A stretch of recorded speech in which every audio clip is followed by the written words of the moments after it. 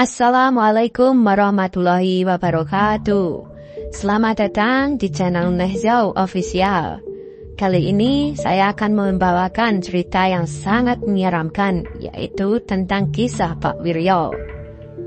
Jangan lupa untuk berikan like, komen, dan subscribe supaya kami semangat mengupdate konten yang menarik setiap hari. Baiklah, tanpa perlu berlama-lama, langsung saja kita ke ceritanya. Di sebuah desa terpencil yang terletak di antara hutan lebat dan pegunungan yang jarang dijamah manusia, hidup seorang pria bernama Pak Wiryo. Ia bukan penduduk biasa. Sosoknya misterius, dan perilakunya sering menimbulkan tanda tanya di kalangan warga. Pak Wiryo tinggal di sebuah rumah tua berbahan kayu yang nyaris tak terawat, berdiri di tepi hutan desa. Orang-orang sering melihatnya keluar masuk hutan dengan membawa kantong kain hitam, berisi benda-benda yang tak pernah dijelaskan kepada siapapun. Meski begitu, keberadaannya tetap dihormati, bahkan disegani. Warga percaya bahwa ia memiliki kekuatan gaib yang mampu mengubah nasib seseorang. Pak Wiryo itu bukan orang sembarangan. Begitu kata Bu Lurah suatu hari, ketika ada pendatang yang mempertanyakan mengapa desa itu seolah memuja pria yang tampak seram tersebut. Namun, di balik penghormatan itu, ada juga bisik-bisik ketakutan. Desas-desus beredar bahwa Pak Wiryo memiliki hubungan dengan makhluk gaib, dan bantuannya selalu membawa konsekuensi mengerikan. Nama Pak Wiryo mulai dikenal luas setelah seorang pria bernama Tarman, yang sebelumnya hanya seorang buruh tani miskin, mendadak menjadi kaya raya. Tarman dulunya sering terlihat di pasar, menjual hasil kebun yang tak seberapa. Tapi suatu hari, ia muncul dengan pakaian mahal, membawa mobil mewah, dan membeli tanah di seluruh desa.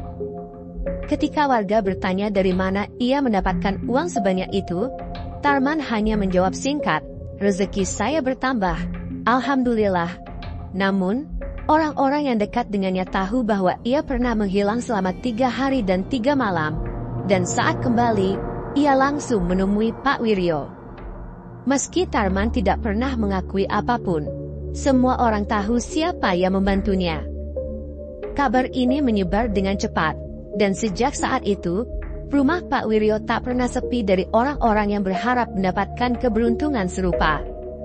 Ada yang datang dari desa tetangga, bahkan dari kota jauh, membawa persembahan seperti ayam hitam, kemenyan, atau uang untuk mendapatkan bantuan Pak Wiryo. Namun, ada sesuatu yang tidak beres. Keluarga Tarman mulai menderita. Anaknya yang masih kecil, yang sebelumnya ceria dan sehat, tiba-tiba jatuh sakit. Tubuhnya menjadi kurus kering seperti tulang berbalut kulit, dan ia sering mengigau di malam hari. "Ayah, tolong suruh mereka pergi, aku takut," katanya sambil menangis. Istri Tarman pun merasa sering dihantui oleh bayangan hitam yang berdiri di sudut kamar mereka. Ketika ia mencoba berbicara dengan Tarman, suaminya hanya marah-marah dan menyuruhnya diam. "Jangan ikut campur urusan saya," bentaknya. Tak lama setelah itu, anak Tarman meninggal dunia, dan istrinya kabur dari rumah. Meski tragedi ini menjadi peringatan bagi sebagian orang, banyak juga yang tetap nekat meminta bantuan Pak Wiryo. Mereka berpikir, asal aku hati-hati, aku pasti tidak akan mengalami hal yang sama. Di antara mereka yang tergoda adalah Budi, seorang pria yang tinggal di desa tersebut. Budi dikenal sebagai pria baik, pekerja keras, tetapi hidupnya penuh cobaan. Istrinya sakit-sakitan, dan anak-anaknya sering kelaparan. Pekerjaannya sebagai buruh serabutan tidak cukup untuk memenuhi kebutuhan keluarga. Suatu malam, ketika ia sedang duduk sendirian di depan rumahnya, seorang tetangga datang dan berkata, "Bud, kenapa tidak coba ke Pak Wiryo saja?" Lihat Tarman, hidupnya berubah total setelah itu. Awalnya, Budi ragu. Ia tahu desas-desus tentang tumbal dan harga yang harus dibayar. Namun, setelah melihat anaknya yang menangis kelaparan, ia merasa tidak punya pilihan lain. Dalam hatinya, ia berbisik, "Aku hanya ingin hidup lebih baik. Kalau ini jalannya, aku akan mencobanya." Dengan hati yang berat, Budi mendatangi rumah Pak Wiryo pada malam hari. Rumah itu tampak lebih menyeramkan dari yang ia bayangkan. Pohon-pohon besar mengelilinginya, dan suasana di sekitarnya begitu sunyi, hingga ia bisa mendengar suara dedaunan yang jatuh. Saat mengetuk pintu, ia merasa tangannya gemetar. Tidak lama kemudian, pintu terbuka, dan Pak Wiryo berdiri di sana dengan senyum yang sulit diartikan. "Masuk," ucapnya dengan suara rendah. Budi masuk dengan ragu, dan ia langsung disambut oleh bau kemenyan yang menyengat. Di dalam rumah, ada meja kayu besar yang penuh dengan benda-benda aneh, botol-botol berisi cairan merah, boneka kecil, dan potongan-potongan kertas dengan tulisan yang tidak ia mengerti. "Kamu ingin hidupmu berubah?" tanya Pak Wiryo sambil menatap mata Budi dengan tajam. Budi mengangguk pelan, merasa seperti ada yang menekan dadanya. "Baiklah, tapi ingat, ini bukan jalan yang mudah. Ada harga yang harus kamu bayar," lanjut Pak Wiryo. Tanpa berpikir panjang, Budi mengiyakan. Ia merasa sudah terlalu jauh untuk mundur. Pak Wiryo kemudian memberitahunya bahwa ritual harus dilakukan di hutan pada malam purnama, dan Budi harus bersiap untuk menjalani proses yang akan mengubah hidupnya selamanya. Malam purnama yang dinantikan pun tiba. Langit cerah, dan sinar bulan menerangi desa yang biasanya gelap gulita. Budi menyiapkan dirinya sesuai instruksi Pak Wiryo, ialah membawa seekor ayam hitam, kain putih, dan segenggam tanah dari halaman rumahnya. Dengan perasaan gugup, ia berjalan menuju hutan, tempat ritual akan dilakukan. Suasana di hutan sangat berbeda dari biasanya. Meskipun bulan bersinar terang, bayangan pepohonan menciptakan nuansa suram. Udara terasa berat, dan suara burung hantu terdengar seperti nyanyian kematian. Saat tiba di lokasi yang ditentukan, Pak Wiryo sudah menunggu. Ia mengenakan jubah hitam panjang, dengan mata yang tampak berkilat di bawah sinar bulan.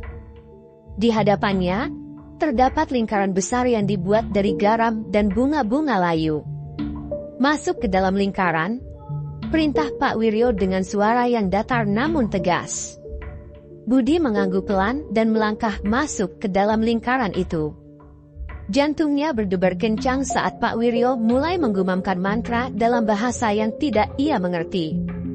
Suara gumaman itu semakin lama semakin keras, dan tiba-tiba, angin dingin berhembus, membuat kulit Budi meremang. Pak Wiryo kemudian mengambil ayam hitam yang dibawa oleh Budi. Dengan cepat, ia memotong leher ayam tersebut, darahnya mengalir ke dalam mangkuk tanah liat yang sudah disiapkan. "Ini adalah persembahan pertama," kata Pak Wiryo sambil mencampurkan darah ayam dengan tanah yang dibawa Budi. Ritual terus berlanjut. Pak Wiryo meminta Budi untuk menutup matanya dan mengulurkan tangannya ke depan. "Sekarang, ikat perjanjian dengan mereka," ujarnya. Budi merasa tangannya disentuh oleh sesuatu yang dingin dan licin, seperti kulit ular. Ketika ia membuka mata, tidak ada apa-apa di hadapannya, tetapi ia merasakan kehadiran yang berat di sekelilingnya. "Mereka sudah menerimamu," kata Pak Wiryo sambil tersenyum dingin. "Tapi ingat, jangan pernah melanggar janji ini. Jika tidak, mereka akan menagihnya dengan cara yang tidak akan kamu sangka." Sepulang dari hutan, Budi merasa tubuhnya lelah, tetapi ada rasa lega yang aneh. Ia merasa seperti telah melewati sesuatu yang sangat besar. Namun, keesokan harinya, hal-hal aneh mulai terjadi. Ia mendapatkan telepon dari seorang teman lama yang menawarkan pekerjaan dengan gaji tinggi. Bisnis kecil yang sebelumnya selalu merugi, tiba-tiba mulai menghasilkan keuntungan besar. Hidup Budi berubah drastis, dan ia merasa bahwa ritual itu benar-benar bekerja.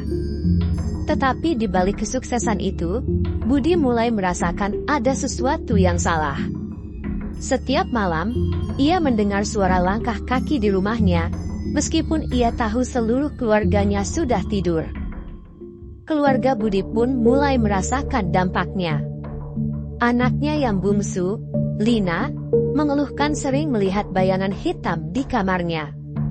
"Ayah, ada orang di sana," katanya sambil menunjuk sudut ruangan. Budi mencoba meyakinkan Lina bahwa itu hanya bayangan pohon dari luar, tetapi dalam hatinya, ia tahu bahwa itu bukan sekadar imajinasi anak kecil.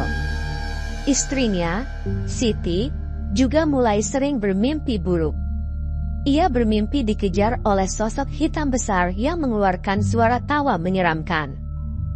Ketika Budi mencoba membicarakan hal ini dengan Pak Wiryo, sang dukun hanya tertawa. "Itu adalah bagian dari proses. Jangan khawatir, mereka hanya ingin memastikan bahwa kamu tetap setia," ujarnya. Namun, semakin lama, gangguan itu semakin intens, membuat Budi dan keluarganya hidup dalam ketakutan setiap hari. Malam itu, puncak ketakutan Budi terjadi. Sekitar tengah malam, Lina tiba-tiba menjerit keras dari kamarnya. Budi dan Siti berlari dengan panik menuju kamar anak mereka.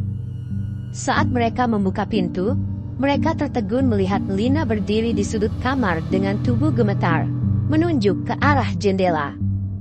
"Dia di sana, Ayah. Dia mengajakku pergi," teriak Lina dengan suara serak. Budi bergegas mendekati jendela, namun yang ia lihat hanya bayangan pohon yang tertiup angin. Ia mencoba menenangkan Lina, tetapi anak itu terus menangis histeris hingga akhirnya pingsan di pelukan Siti.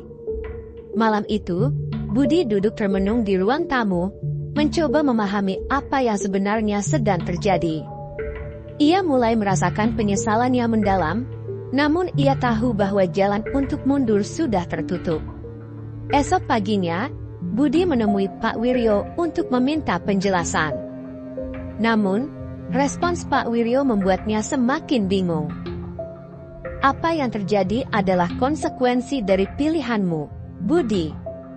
Mereka sudah memberimu apa yang kamu inginkan. Sekarang, giliranmu untuk memenuhi bagian dari perjanjian itu," ujar Pak Wiryo dengan nada dingin. Budi terdiam, matanya membulat. "Apa yang harus saya lakukan?" tanyanya. Pak Wiryo tersenyum tipis sambil berkata, "Kamu tahu apa yang mereka inginkan. Tumbal, Budi. Sesuatu yang kamu cintai harus dikorbankan." Hati Budi serasa diremas mendengar kata-kata itu. Ia tidak pernah membayangkan bahwa harga yang harus dibayar akan sebesar ini. Budi pulang dengan perasaan hancur.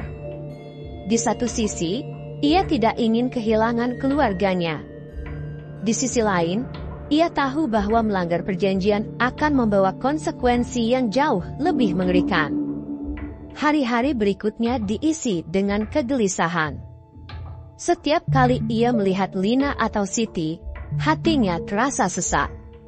Ia bahkan mulai berpikir untuk meninggalkan desa, tetapi ia tahu bahwa kekuatan yang mengejarnya tidak akan terhenti hanya karena ia berpindah tempat.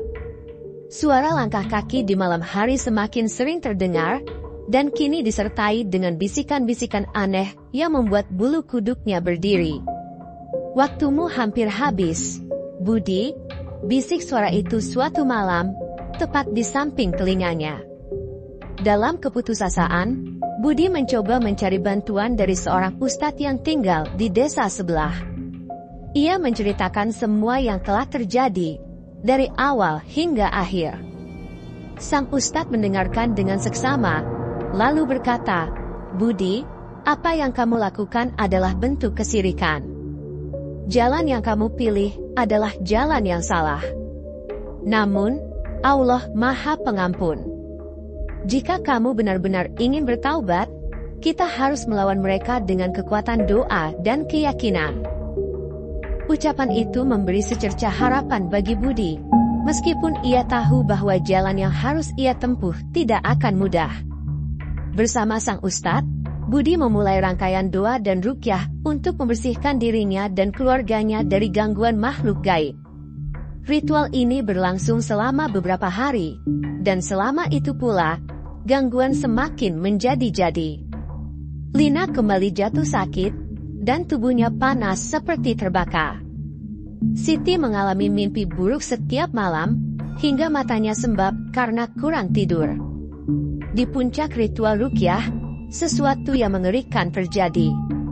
Saat sang ustadz membaca ayat-ayat suci, sebuah bayangan hitam besar muncul di tengah ruangan.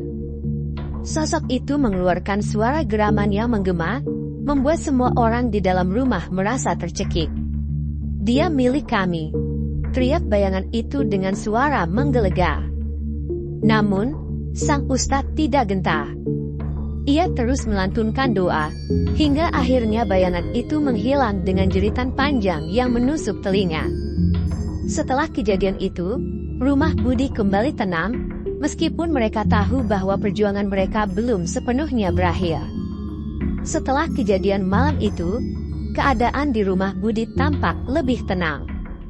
Namun, di dalam hati, Budi tahu bahwa gangguan ini belum selesai sepenuhnya. Meski bayangan hitam telah pergi, sisa-sisa kehadirannya masih terasa. Setiap kali Budi melangkah di sekitar rumah, ia merasa seperti diawasi. Sang ustadz pun memperingatkan Budi untuk terus menjaga ibadah dan berpegang teguh pada keyakinan, karena makhluk gaib tidak akan menyerah dengan mudah. Mereka akan terus mencoba, Budi. Tetapi kekuatan doa dan keimanan lebih besar dari mereka, ucap ustadz dengan tegas. Mendengar itu, Budi merasa sedikit tenang. Tetapi rasa takut akan ancaman yang tak kasat mata masih menghantuinya setiap malam. Beberapa hari kemudian, sesuatu yang aneh mulai terjadi lagi. Kali ini, gangguannya tidak hanya berupa suara atau bayangan, melainkan wujud fisik yang lebih nyata. Suatu malam, saat Budi sedang berdoa di ruang tengah, ia mendengar suara ketukan di pintu depan. Awalnya, ia mengira itu angin atau mungkin tetangga yang datang berkunjung. Namun, ketika ia membuka pintu, tidak ada siapapun di luar. Hanya ada gelap yang pekat dan udara dingin menusuk tulang. Ketika ia kembali ke dalam rumah, ia menemukan sesuatu yang membuat darahnya berdesir. Sebuah boneka kecil, terbuat dari kain kumal, tergeletak di lantai dengan mata yang tampak seperti menatapnya. Di leher boneka itu terdapat lilitan benang hitam yang berlumuran darah kering. Ketakutan mulai merasuki keluarga Budi. Siti, yang sebelumnya mencoba menenangkan dirinya demi anak-anak, kini mulai kehilangan ketenangannya. "Apa ini, Mas? Mengapa mereka terus mengganggu kita?" isaknya sambil memeluk Lina yang masih demam tinggi. Budi tidak bisa menjawab. Ia merasa seluruh perjuangannya sia-sia. Namun, ia sadar bahwa menyerah bukanlah pilihan. Ia kembali menemui ustadz, membawa boneka tersebut sebagai bukti. Sang ustadz memandang boneka itu dengan serius, lalu berkata, "Ini adalah bentuk ancaman. Mereka ingin kamu menyerah dan kembali pada perjanjian itu. Tapi jika kamu tetap teguh, mereka tidak akan mampu berbuat apa-apa." Budi mengangguk, meski dalam hatinya ia tidak yakin apakah ia cukup kuat untuk melawan. Bersama sang ustadz, Budi mengadakan doa bersama di rumahnya, melibatkan beberapa warga yang peduli. Selama doa berlangsung, gangguan mulai muncul lagi. Lampu tiba-tiba berkedip-kedip, suara ketukan terdengar dari dinding, dan aroma busuk menyelimuti ruangan. Namun, Ustadz dan warga tidak menyerah. Mereka melantunkan ayat-ayat suci dengan suara lantang, seolah menantang kekuatan gaib yang mencoba mengintimidasi. Puncaknya, sebuah bayangan besar muncul di pojok ruangan. Kali ini berbentuk menyerupai manusia dengan mata merah menyala. "Kalian tidak akan bisa mengambilnya dari kami." Suara makhluk itu bergema, membuat semua orang di ruangan merinding. Tetapi, doa yang terus dilantunkan akhirnya membuat bayangan itu perlahan memudar hingga menghilang sepenuhnya.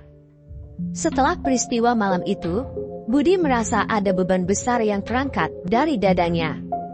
Ia bertekad untuk meninggalkan masa lalunya dan sepenuhnya kembali kepada Allah. Ia menjual sebagian hartanya yang didapat melalui ritual sesat itu dan menyumbangkannya untuk membangun masjid di desanya. Meski hidupnya kembali sederhana, Budi merasakan ketenangan yang sebelumnya tidak pernah ia rasakan. Gangguan di rumahnya pun perlahan menghilang. Kini, ia dan keluarganya menjalani hidup dengan penuh rasa syukur. Budi menyadari bahwa kekayaan dan kemewahan tidak ada artinya jika diperoleh dengan cara yang salah. Dengan penuh keikhlasan, ia berkata kepada Ustadz, "Saya ingin memperbaiki segalanya. Semoga Allah menerima taubat saya." Sang Ustadz menepuk bahu Budi dengan lembut, "Allah Maha Pengampun, Budi. Yang penting, jangan pernah kembali ke jalan itu lagi." Hari-hari berlalu, dan kehidupan Budi perlahan kembali ke jalurnya. Meski sederhana, keluarga Budi merasa lebih damai. Lina mulai pulih dari sakitnya, dan Siti sudah tidak lagi diganggu oleh mimpi buruk. Namun, di tengah ketenangan itu, Budi menyadari satu hal yang masih mengganjal, yaitu Pak Wiryo. Dukun yang pernah membantunya masuk ke dunia gelap itu tetap tinggal di tepi hutan, menjalankan praktiknya tanpa henti. Semakin lama, semakin banyak orang dari luar desa yang datang mencarinya, meski sebagian besar warga desa mulai menjaga jarak setelah mendengar kisah Budi. Budi merasa bertanggung jawab untuk menghentikan Pak Wiryo agar tidak ada lagi yang mengalami penderitaan seperti dirinya. Bersama Ustadz dan beberapa tokoh desa, ia merencanakan sesuatu yang besar. Pada suatu malam yang sepi, Budi bersama Ustadz dan beberapa warga mendatangi rumah Pak Wiryo. Mereka membawa niat baik, mengajak sang dukun untuk bertaubat dan meninggalkan praktik pesugihan yang sesat. Saat mereka tiba di depan rumah Pak Wiryo, suasana terasa berbeda. Udara terasa berat, dan ada bau menyengat yang keluar dari rumah kayu itu. Ketika Budi mengetuk pintu, tidak ada jawaban. Mereka mencoba memanggil beberapa kali, tetapi yang terdengar hanyalah suara angin malam yang menderu. Akhirnya, dengan hati-hati, mereka membuka pintu rumah itu. Pemandangan yang mereka temui di dalam membuat semua orang terpaku. Rumah itu berantakan, penuh dengan benda-benda aneh, seperti botol berisi cairan merah, tulang belulang, dan boneka kain. Namun, tidak ada tanda-tanda keberadaan Pak Wiryo. Di tengah ruangan, mereka menemukan sebuah buku besar dengan sampul hitam legam. Buku itu berisi tulisan-tulisan dalam bahasa yang tidak mereka mengerti. Tetapi Ustadz mengenali beberapa simbol yang merujuk pada ilmu hitam tingkat tinggi. "Ini adalah sumber kekuatannya," kata Ustadz sambil membolak-balik halaman buku tersebut. Di halaman terakhir, terdapat gambar lingkaran besar dengan tanda-tanda aneh yang menyerupai peta. Sepertinya ini lokasi di mana ia melakukan perjanjian dengan makhluk-makhluk itu. Lanjutnya, mereka memutuskan untuk membakar buku tersebut, berharap bisa memutus rantai kekuatan gelap yang mengikat Pak Wiryo. Saat api mulai melahap buku itu, terdengar suara jeritan panjang dari arah hutan, seolah-olah ada makhluk yang terbakar bersama dengan buku tersebut. Keesokan harinya, warga desa gempar mendengar kabar bahwa Pak Wiryo ditemukan tidak bernyawa di hutan. Tubuhnya tergeletak di tengah lingkaran garam yang hampir pudar, dengan tangan menggenggam kain hitam. Tidak ada yang tahu apa yang sebenarnya terjadi pada malam itu, tetapi banyak yang percaya bahwa Pak Wiryo telah menerima balasan atas perbuatannya. Setelah kepergian Pak Wiryo, suasana desa berubah. Tidak ada lagi orang luar yang datang mencari pesugihan, dan desa itu perlahan kembali menjadi tempat yang damai. Warga yang pernah terlibat dengan Pak Wiryo pun mulai bertaubat, mengikuti jejak Budi yang kini menjadi panutan bagi banyak orang. Budi kini hidup dengan hati yang lebih tenang. Meski masa lalunya kelam, ia tidak membiarkan rasa bersalah terus menghantui dirinya. Ia menggunakan pengalamannya sebagai pelajaran untuk mengingatkan orang lain tentang bahaya pesugihan dan pentingnya tetap berpegang teguh pada agama. Bersama Ustadz, ia sering mengadakan pengajian dan menyampaikan kisahnya kepada siapa saja yang mau mendengar. Hidup sederhana, tetapi penuh berkah, jauh lebih baik daripada kaya raya dengan jalan yang sesat, ucapnya dalam salah satu pengajian. Desa itu kini menjadi tempat yang lebih religius, dengan masjid yang ramai oleh jamaah, hasil dari perubahan yang dimulai oleh Budi.